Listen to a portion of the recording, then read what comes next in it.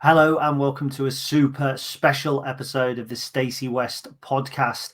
I am one of your regular hosts, Gary Hutchinson, and joining me today is Charlie Beeston. How are you doing, my friend? Very well, thank you. How are you? I'm very well, thank you. Really unusual, isn't it? It's 7 o'clock Wednesday morning. There's a Stacey West podcast and a video out with an unusual camera angle for me. So, you get to see the grey in my beard and my Tintin haircut. So the reason that we're doing this, we've got a super special guest on, and it is to coincide with the release of the 2023 account. So I think it's from June 2022 to June 2023. So it's the release of the Lincoln City accounts. Lots to pick over, lots to go through. I did an AAT course at college, and I was thrown off it after a year. So numbers are not my thing. Charlie, you're a legal eagle, aren't you? I am, and to be honest, though, I absolutely love the numbers like this. I've been poring over these accounts since I've got them, and obviously it's the headline figures that'll be spoken about and bandied around on social media over the next couple of days. But actually, when you get into the nitty gritty of it as well, there's some really, really interesting kind of things coming out of these accounts. Yeah, exactly. However, you and I are not the best qualified to talk about these. There is somebody in the world of football who is hugely respected when it comes to financial accounts, and we've got him on today. Charlie, I'll hand over to you. You sourced the guest. Tell people who they're going to be hearing from in about 10 minutes' time.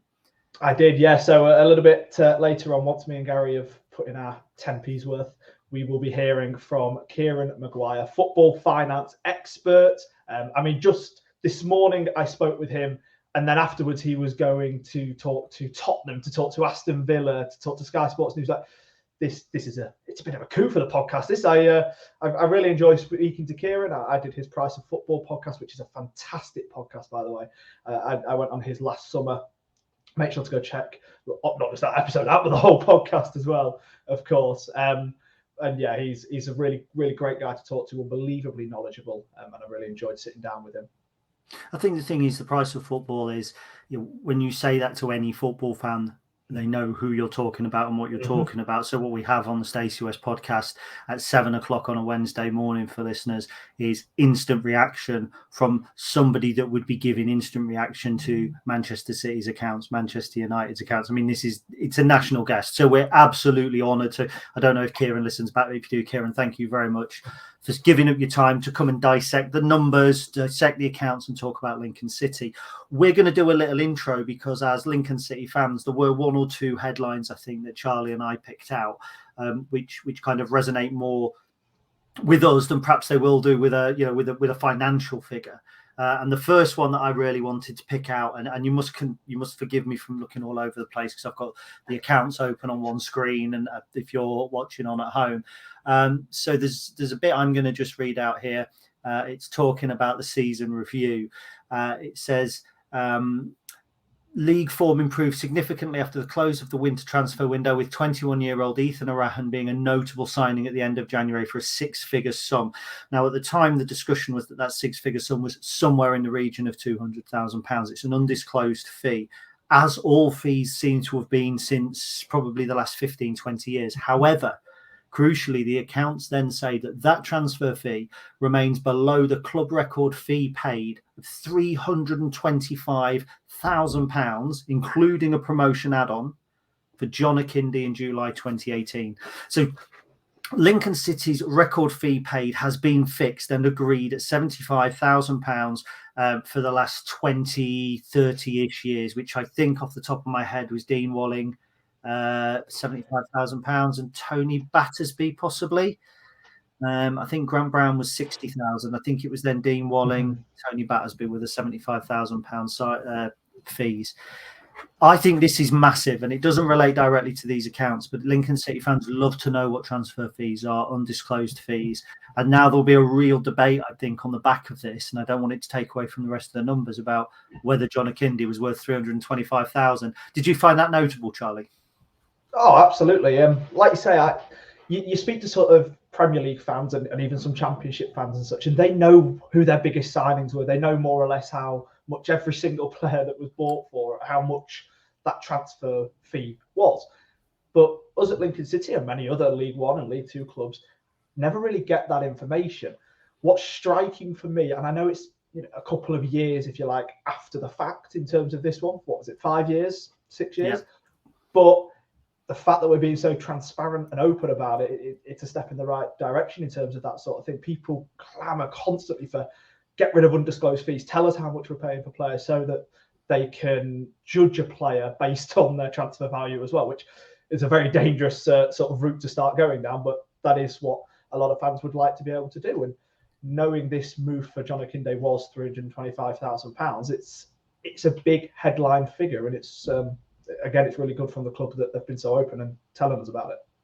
Now, I did an article back in, funnily enough, July 2018, which is when we signed John Akinde, and it was about our record transfer fees examined, but I also took inflation into account.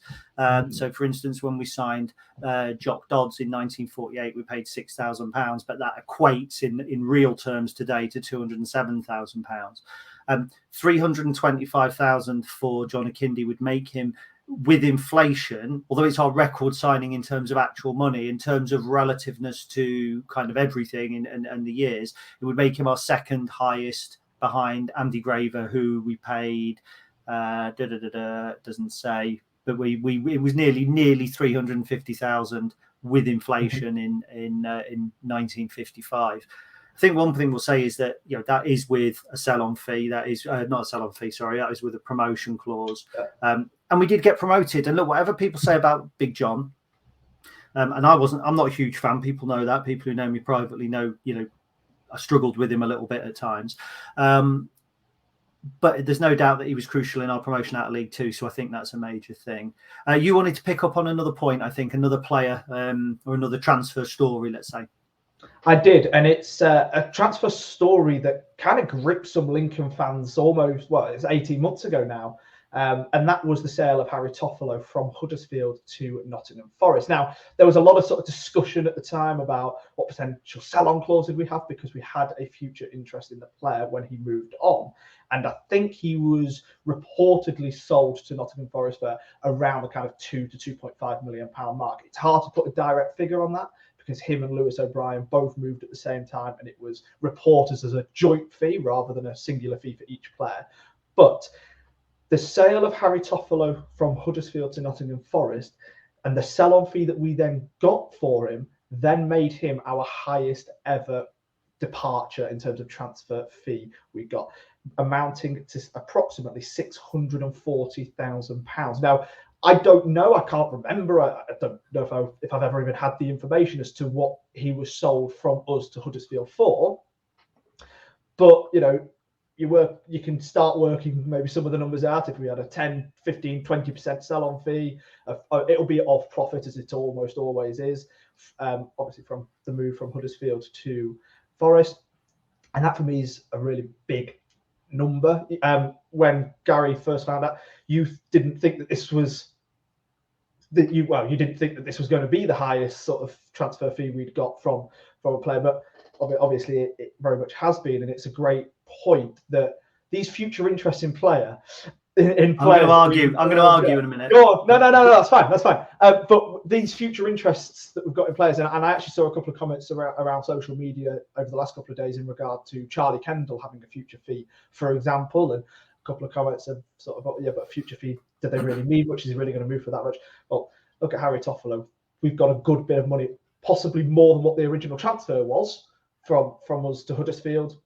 We've got more money from that for a player like Harry Toffolo. So these sell-on fees, these future interests in players, really important. And we also even got a little bit of extra money from James Jones's transfer following his promotion with Wrexham. So these promotion clauses that meant that we paid more for John Akinde also meant that we got more from the James Jones deal and that sort of thing. So these are just how sales like this are structured nowadays.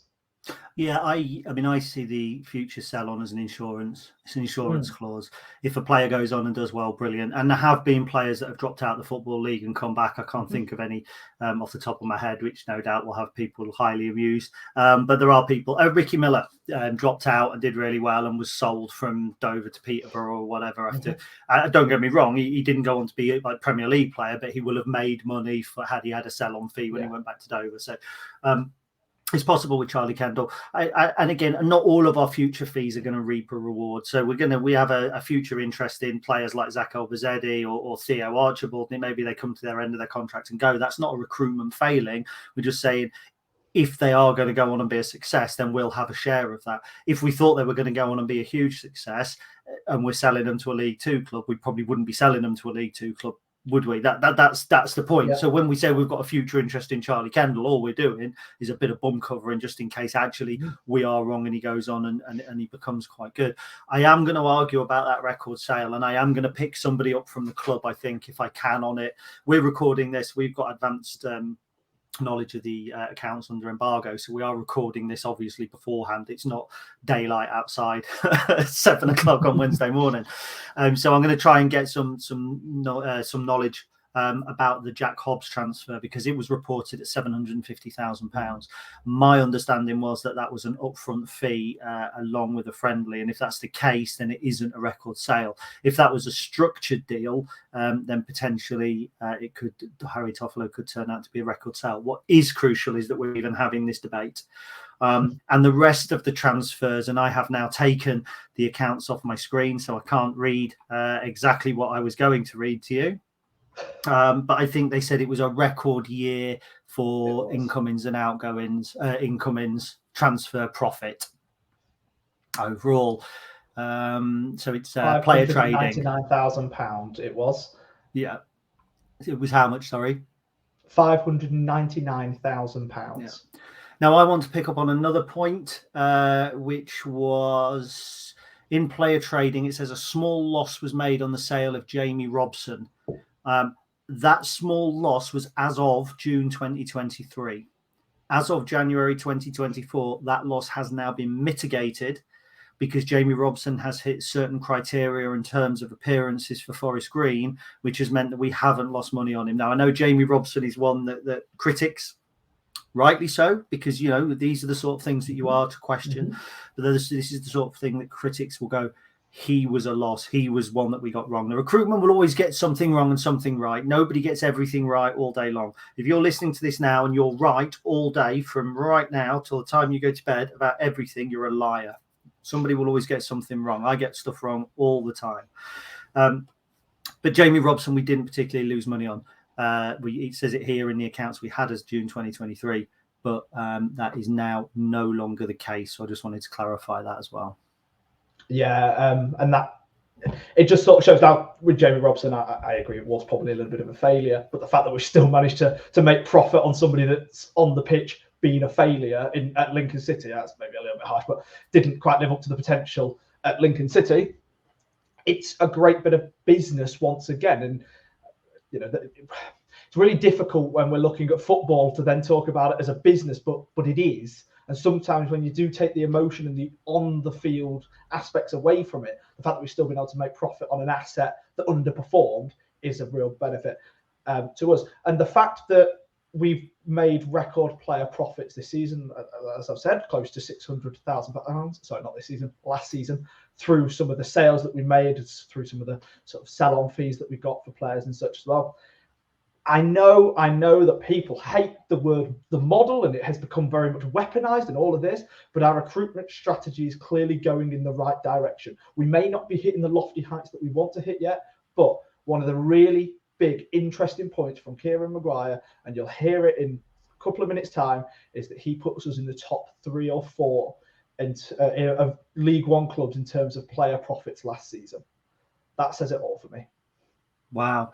I'll tell you what, me and you are stabbing in the dark. We've talked about the players. We've talked about the numbers that as fans, we probably pick out first of all. But let's have somebody who knows what he's talking about come in and tell us about the rest of the numbers and what he thinks of Lincoln City. This is the last you'll hear from me. Charlie's going to pick us up. He's talking with Kieran Maguire. So take it away, Charlie. Hello and welcome back to a very special edition of the Stacey West, either the podcast or the YouTube channel, wherever it is that you're seeing us right now. And you will be able to see that I am not alone. No, as some of you may know, either this morning or yesterday morning, whenever it is that you're listening to this, our financial accounts for the season 22-23 were released. And to talk through them, I'm joined by football finance expert Kieran Maguire. Kieran, thank you so much for joining me today. Thanks very much for the welcome, Charlie. It's a pleasure to talk to you. We have chatted before, and following, I'm a Brighton fan for anybody who doesn't know me. So following a 0-0 draw at the Amex last night, anything other than talking about Brighton, I'm up for. Well, exactly that. And I mean, we are just going to be talking numbers today, and that's going to bore the pants off some people, but not me. I've got to be honest. I'm a proper little nerd when it comes to these sorts of things, so I'm very much looking forward to this. Right. Cool. So I guess, Kieran, we'll just jump straight in with the biggest number, the number that's going to scare people when they just simply read the headline that's come out of the club over the last couple of days. £2.6 million loss. Now, Kieran, you always, whenever you're talking about Lincoln on the Price of Football podcast or anything like that, you always put us in your good club category in terms of finances and the fact that we've run sustainably and all of this sort of thing. But we're running at a £2.6 million loss. Is it something to worry about? And if it isn't, why not? In an ideal world, a football club would break even because that, to a certain extent, guarantees the sustainable future of the club. I think Lincoln have a fantastic board. They've got fantastic engagement with fans, and they've got shareholders who are willing to underwrite that losses. So if you take a look at any club, you've got the money coming in from ticket sales, from the TV deals and commercial. Then you've got the money going out, and the vast majority of the money going out is player related. In the case of Lincoln City Football Club, for every £1 the club generates, it was spending around about 90 pence, 91 pence going out on wages. And you throw in a little bit on transfers. And can you see, we've got an issue because before the groundsman sticks petrol in the mower, before you stick the floodlights on for a Tuesday night match, you practically run out of money. So how do clubs deal with that? Well, they deal with that partly through player trading. And you mentioned, Charlie, that it was a £2.6 million loss. Well, had it not been for player sales, it would have been 600 grand higher. So Lincoln City were effectively losing about 60 grand a week.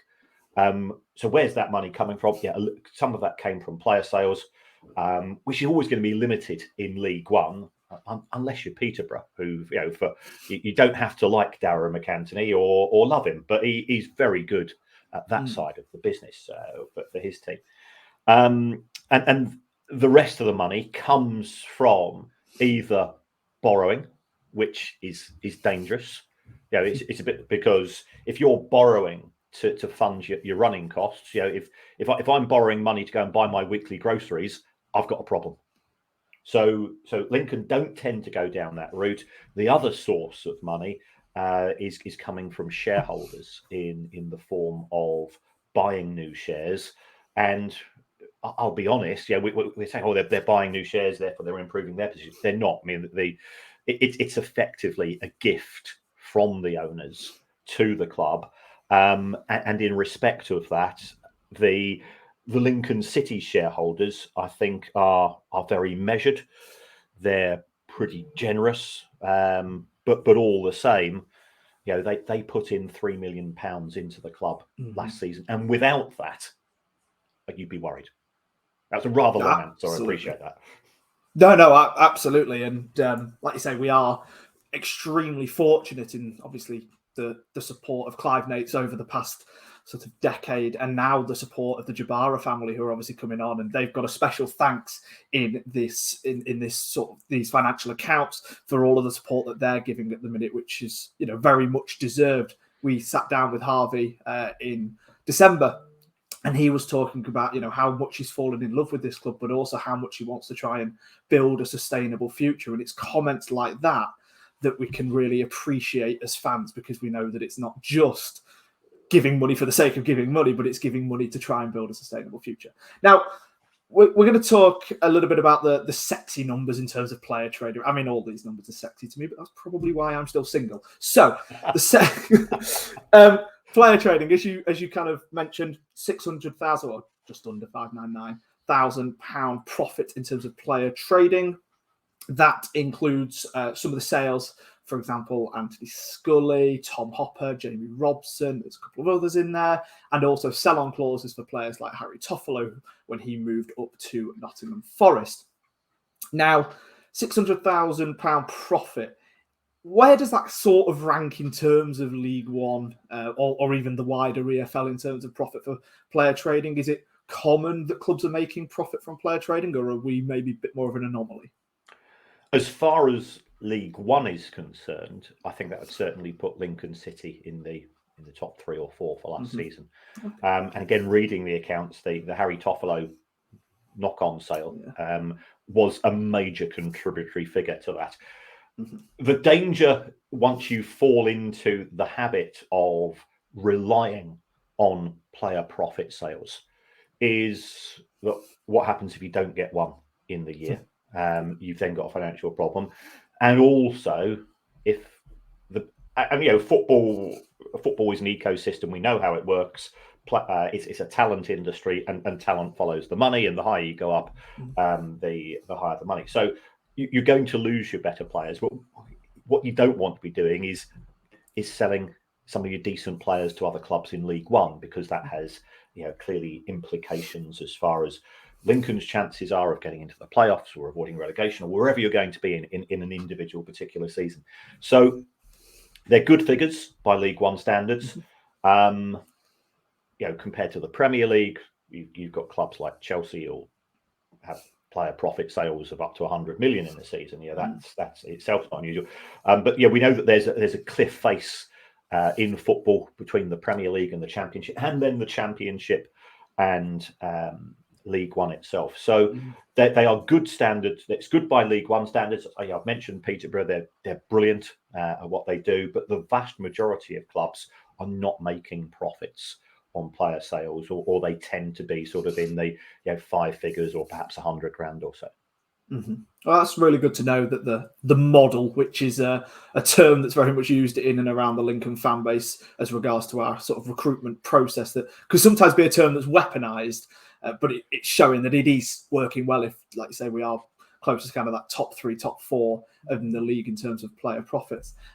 Another point that I noticed in the accounts was central distributions and grants being down 400k for this year. For obviously last season compared to the season before. Could you just explain, first of all, what that is and why it's gone down? Central distributions is broadly money from 2 sources.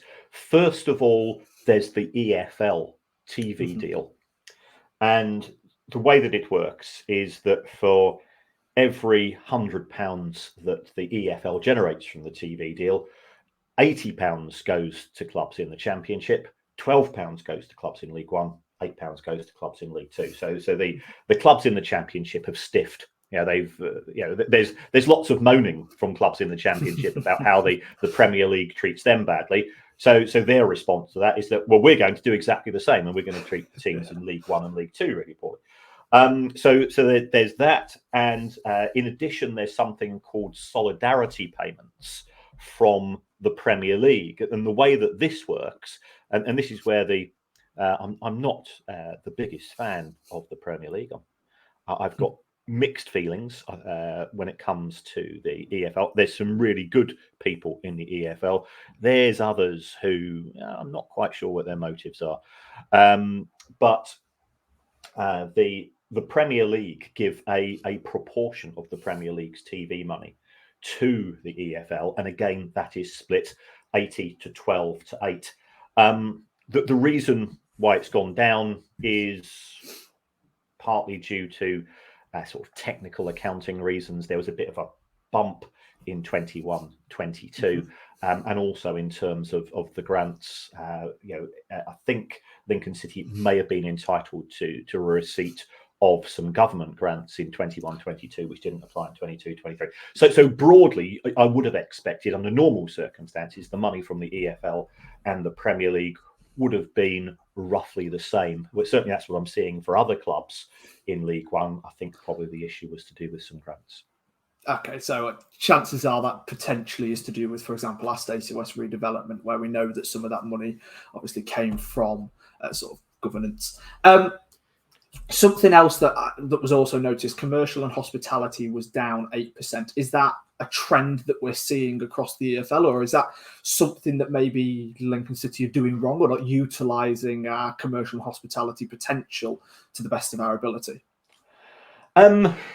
You'll know this far better than I. It can revolve around a couple of matches. If you get a decent cup draw, you're able to go and charge, for the boxes. Yeah. As far as getting sponsors are concerned in football,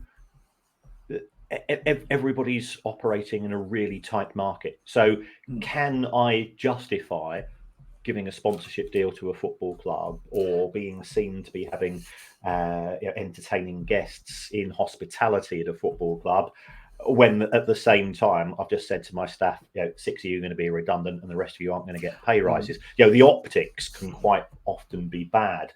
So it's really tough for commercial departments, and I speak to commercial departments at football clubs up and down the country, including Scotland, and they say it's a really tough market. If you're Manchester United and you can go and announce a £900 million deal with Adidas, then it's different. But Lincoln City, proper community football club, it's not a global brand used to flog computer chips or the things that we're seeing at the elite end of the Premier League. So you're fishing in a completely different pool, and people who have got entertainment budgets, they're finding them slash. So therefore, they might have taken clients along to 4 matches last season, and this season it's 3 matches. So it's not a criticism of the commercial department.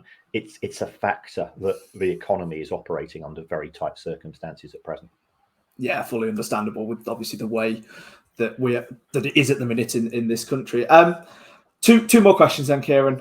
So both slightly wider EFL, I guess, but born out of things that are in the accounts. We apparently made a profit of only £55,000 for our 4th round Carabao Cup run that ended with us playing away at Southampton in the 4th round, where we should have won if Jared Gillett decided to actually watch the match. But we're not going to go down that route. That was not really it's not really the best cup commercially, as we know. But could you just outline what the prize money / gate receipt situation is in the Carabao Cup? Yeah. As far as the Carabao Cup, there's no prize money unless you get to the semi-finals. I think losing semi-finalists get something ludicrous. I think they get 50 grand. The losing finalist gets 100 grand, and the winner gets 200 grand. That's that. Now, if you put that into some form of context, the difference between finishing 12th and 13th, or 15th and 16th in the Premier League is £2.5 million. Yeah. So the Carabao Cup is there purely for the glory. As far as the money that we've made, that would have been perhaps some of the media rights from the Carabao Cup, and perhaps a share of some of the away gate receipts. But it's a very, very small figure. It's a competition that you are entering for the chance to go to a Premier League club or host a club higher up in the pyramid than yourself, and have a good night out. It is not a money spinner for clubs unless you end up on television, in which case you'll get a fee from Sky. But again, the fees in the early rounds are pretty minuscule. And no wonder the Premier League clubs want to scrap the Carabao Cup. Then it's some of them do. Some of them do. Well, yeah. It's only the greedy 6 that want it, because they want to play more matches in Europe because they are more lucrative. From a business point of view, I absolutely understand where those clubs are coming from. From anybody that, and I'm a football nerd. I've done 117 grounds watching Brighton and seen us lose in practically all of them. So I go to football But I know a wee thing about finance, but yeah, it's not my motivation. It's not the motivation of Clive Nates and Liam at Lincoln City Football Club to make money. It's not the motivation of the guy that owns Brighton because he's stuck in £500 million. But for the Glazers and Fenway Sports Group and Stan Kroenke, it's all about making money. And the Carabao Cup simply doesn't make the money. They want to bin it off. They want to scrap replays in the FA Cup, and I think we'll see that disappear as part of the distribution deal, which will eventually get announced and so on. Well, you kind of segued on perfectly for me there for the final question. Of course, looking ahead to the future, obviously these accounts, we've said they're good in a bad world. And I think that's probably the best way that we can describe kind of the losses and such that we're seeing at Lincoln City at the minute. But in terms of the future, financial redistribution, obviously we've got the new TV deal coming in next season that's going to see a boost in finances from that. But we're also obviously waiting on a new financial redistribution model. God knows when that's going to happen. First of all, Kieran, where are we with that in terms of any kind of a potential timeline? Could you maybe inform us? And then second of all, what might that look like? Right. The position that we are in is that the EFL is in favour of an independent regulator. I think they realise that the EFL has got no negotiating power with the Premier League. The Premier League's got all the power. So therefore, it makes sense for the EFL to read the room as far as fans are concerned, the regulator. The government white paper is starting to progress very, very slowly through the legislative process. The Premier League are employing lobbyists to try to dilute the powers of the regulator. And actually, 95% of what the regulator does isn't going to impact upon the Premier League. The 5% that does will be in respect of a new TV deal. And to give you some form of context, the club that finishes bottom of the Premier League generates around about £102 million in TV money. If you're one place below that, if you finish top of the Championship and you're not in receipt of parachute payments, you'll probably get around about 7.5, 8 million. So there's this huge gap. The Premier League came up with a proposal to give clubs in the EFL more money, and it would have been probably around about £4 million for a Championship club, probably about 800 grand for a club in League One, 500 grand for a club. So substantial amounts of money, and that was fine. But clearly, that's coming out of the Premier League pot, for want of a better word. And what the Premier League clubs are now doing is that they are fighting about how that money should be split within the Premier League itself. So you've got the likes of the Glazers and Fenway Sports Group and Stan Kroenke, the Sneaky Six, the Super League Six, whatever you want to call them, and I'm not fans of them, as you can imagine. They're saying, well, that money should be split evenly between all 20 clubs in the Premier League. And then you've got the likes of Steve Parish at Crystal Palace saying, hold on, you already earn a fortune more than Liverpool and Manchester United. You're earning 4 or 5 times more than Palace. Surely it should be a function of how the Premier League divvies up money. They can't agree. To make progress in the Premier League, you've got to have the approval of 14 clubs, and that's not the case at present. Now, the Premier League did say to the EFL at the start of the season, we've not yet agreed on the deal, but what we're going to do, we're going to give you £88 million as a goodwill figure, and then to help clubs in the EFL for 23-24. But because they were squabbling about how that £88 million should be divvied up, it got to December and they hadn't agreed. So therefore they said, well, look, no EFL clubs have gone bust yet, so we're going to halve that money to 44 million. And no clubs have gone bust in the EFL yet in January. So now they're saying, perhaps we didn't need to give you that money after all. Richard Masters, who's the chair of the Premier League, he was grilled by MPs last week. And to be fair, the MPs were reasonably well briefed. And as one of them said, you've not got actually any incentive to give any money to the EFL, because the longer it takes you to make a decision, the less money you're giving. And Massim's going, oh, really? I've never thought of it like that. He's acting as if this was a great revelation. And this has put pressure because, again, looking at it from the perspective of Lincoln City, people don't know how Lincoln City operates. You've got Lincoln City Football Club Limited, which is sort of the day-to-day operations. And then you've got a company called Lincoln City Holdings. And you mentioned Clive Nates and you mentioned the new owners. They put money into Lincoln City Holdings a few months ago. Very generous. Lincoln's got cash in the bank. One thing, it's got really supportive owners. And then what tends to happen is that when the football club needs that money, it says to the holding company, okay, you've now got money in the bank. Can we have some of it? From what I'm seeing, the football club was saying, well, hold on, we were expecting some money from the Premier League. That's not all right. So now they're having to go cap in hand to the parent company for money and asking for that money earlier than they would have expected under normal circumstances. So that's my interpretation of what's happening.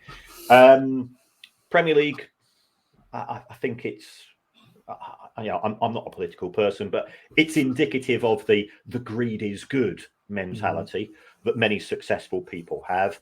They don't give a damn about clubs in League One and League Two.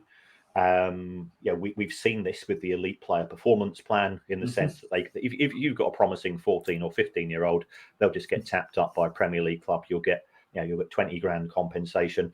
And if that player, if you've got a successful player that goes on to play 100 games in the Premier League, who came through your academy, you do get a bit of compensation, but it's peanuts compared to what that player is worth. Which apparently happened in these accounts as well. We apparently lost a young academy player to the elite performance player plan there as well. So, look, thank you so much for all of that, Kieran. It's kind of bad, obviously, that Richard Masters decides to use the barometer of going bust as whether or not they should actually support. Obviously, never heard of prevention measures. That's the word I'm trying to spit out this morning. It's 9 a.m. on a Tuesday morning. I'm still not fully awake yet. Right, Kieran, thank you very much for joining me there. That was some really, really useful insight into these accounts. And honestly, thank you. Thanks for the invite, Charlie. It's always good to meet up with you again, and keep up the great work. Cheers. Thank you very much. And thank you all for watching.